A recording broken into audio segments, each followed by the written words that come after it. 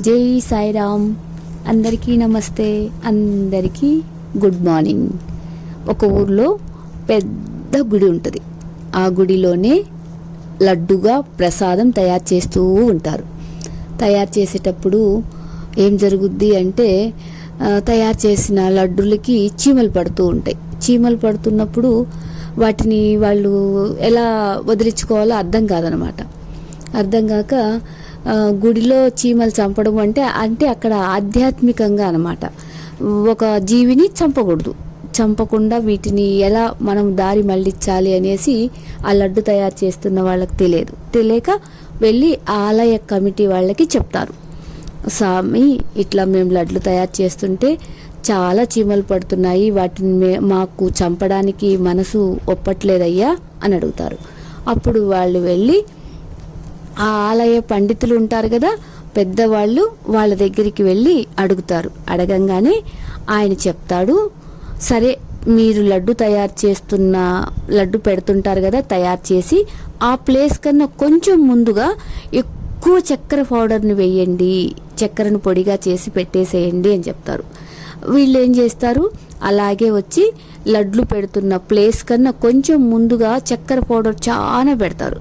చాలా పెట్టంగానే చీమలన్నీ వస్తాయి. వచ్చి లడ్డు దగ్గరికి రాకుండా చక్కగా చక్కెర పొడి దగ్గర ఆగి చక్కెర పొడిని తింటూ చక్కగా మళ్ళీ వెనక్కి తిరిగి వాటి ఇళ్ళకి వెళ్ళిపోతూ ఉంటాయి. అప్పుడు ఆ చెప్పిన పండితుడు కూడా వచ్చి చూస్తాడనమాట. చూసి, చూడండి, ఈ చీమల్లాగే మానవులు కూడా భగవంతుణ్ణి చేరుకోవాలి. అంటే ఆధ్యాత్మికంగా ఇక్కడ భగవంతుని కోసం మనం ఈ భూమి మీదకి వచ్చాము. కానీ అనుకున్న సంకల్పాన్ని వదిలేసి మధ్యలో ఈ జీవితంలో ఉన్న మాయలో పడి, అంటే మాయ అనే చక్కెర పొడిలో పడి మళ్ళీ వెనక్కి తిరిగిపోతున్నాం తప్పితే లడ్డుల భాండాగారంలోకి వెళ్ళలేకపోతున్నాము. లడ్డుల భాండాగారం అంటే ఇక్కడ భగవంతుని సన్నిధి. చక్కెర పొడి అంటే ప్రస్తుతం మనం జీవిస్తున్న జీవన విధానం మాయ అన్నమాట. ఒక పని సంకల్పం అనుకుంటే మధ్యలో ఆటంకాలు వచ్చినా వాటిని వదిలేసి మనము లడ్డు కోసమే ప్రయాణం చేయాలి అని ఇక్కడ అర్థం.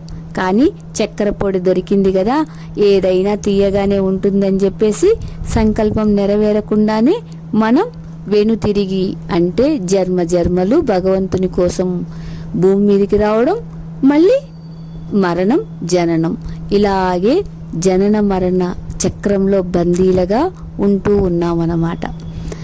Thank you Sairam.